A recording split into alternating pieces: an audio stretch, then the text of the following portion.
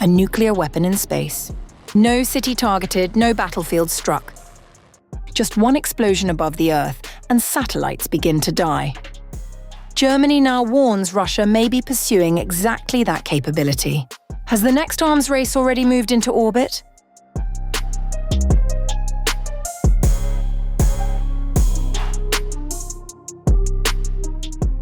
The militarization of space is emerging as a growing concern for Western defense officials, with Germany warning that Russia may be moving closer to a capability that could threaten critical infrastructure across the globe.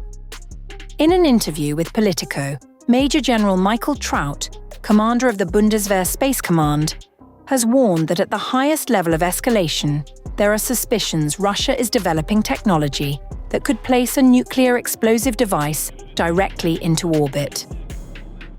Traut said the consequences of such a detonation would be dramatically different from a nuclear strike on Earth. Unlike explosions within the atmosphere, a nuclear blast in space would allow radiation and electromagnetic effects to spread unhindered across low Earth orbit, affecting satellites operating across vast areas of space. The German commander pointed to the United States Starfish Prime nuclear test in 1962 as an example of the potential danger. During that test, a high-altitude nuclear detonation unexpectedly damaged and destroyed several satellites. However, Traut warned that the consequences today would be far more severe because of the vastly increased number of satellites now operating in orbit. According to his assessment, a similar detonation in the current environment could disable up to 1/3 of all satellites in low Earth orbit within weeks or months. Such a scenario would have significant consequences for modern society. Satellite failures could disrupt global communications networks and internet services. Navigation systems used by aircraft, ships, and vehicles could be affected. Banking systems, financial transactions, and logistics networks could also face major disruptions. Military command, control, and communication systems would likewise be vulnerable. Beyond the immediate impact of radiation and electromagnetic effects, experts are also concerned about the risk of triggering what is known as the Kessler syndrome. This theory suggests that collisions between damaged satellites and debris could create a cascading chain reaction in orbit. As more debris is generated, the likelihood of further collisions increases, potentially creating entire regions of low Earth orbit that become unusable for decades. Such a development would affect not only military operations, but also commercial and scientific activities in space. However, Traut noted that Russia itself remains vulnerable to any large-scale disruption in orbit.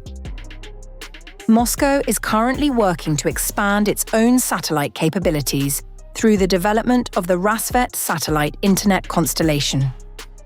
The program is intended to provide Russia with a domestic alternative to SpaceX's Starlink network, which has played an important role in supporting Ukrainian communications and drone operations during the war. The project, valued at approximately $5.5 billion, recently encountered difficulties after Bureau 1440, the company developing the constellation, confirmed that one of its experimental satellites had already been lost. Although 15 of the 16 satellites launched in March remain operational, the incident highlighted the challenges of operating in space. Bureau 1440 still plans to deploy 292 satellites by 2030 and aims to begin commercial services by 2027.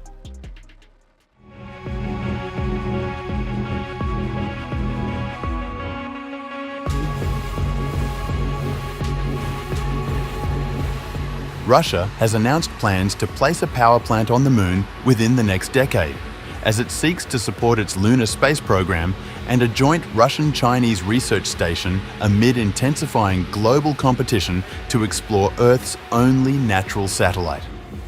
Russia's state space corporation, Roscosmos, said it intends to build a lunar power plant by 2036 and has signed a contract with the Lavochkin Association Aerospace Company to carry out the project.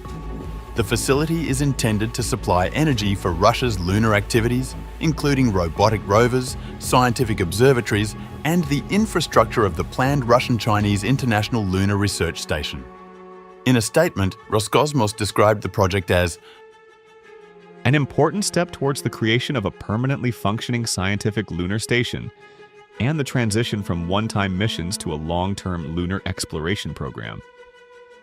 Roscosmos did not explicitly state that the plant would be nuclear.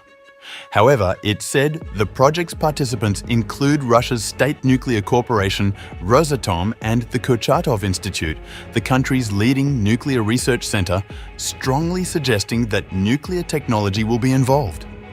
The head of Roscosmos, Dmitry Bakhanov, said in June that one of the corporation's objectives was to place a nuclear power plant on the Moon, alongside ambitions to explore Venus.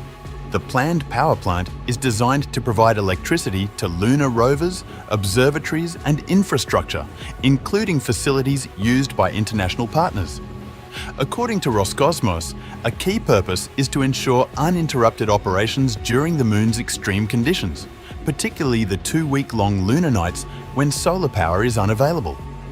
The project is also intended to support sustained scientific research and the testing of technologies needed for a long-term human presence on the Moon. Under the current timeline, Roscosmos signed a contract with NPO Lavochkin in December 2025, with the project scheduled for completion by 2036. The plan involves spacecraft development, testing, and deployment. Earlier, Russian-Chinese plans had targeted a time frame of 2033 to 2035, formalized in a memorandum signed in May 2025. Russia's renewed lunar ambitions come against the backdrop of both past achievements and recent setbacks. Since Soviet cosmonaut Yuri Gagarin became the first human to travel into space in 1961, Russia has long prided itself on being a leading space power. However, in recent decades, it has fallen behind the United States and, increasingly, China. A significant blow came in August 2023 when Russia's unmanned Luna 25 mission crashed into the Moon's surface during a landing attempt.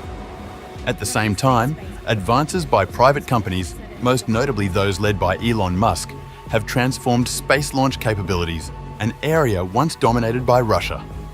The Lunar project is being pursued in partnership with China through cooperation between Roscosmos and the China National Space Administration. The International Lunar Research Station initiative builds on agreements dating back to 2021 and is expected to involve up to 13 countries. Russian institutions, including Rosatom and the Kurchatov Institute, are responsible for nuclear-related aspects of the program. As major powers accelerate their efforts to explore and utilize the lunar surface, Russia's plan to deploy a power plant underscores its determination to remain a significant player in the next phase of space exploration.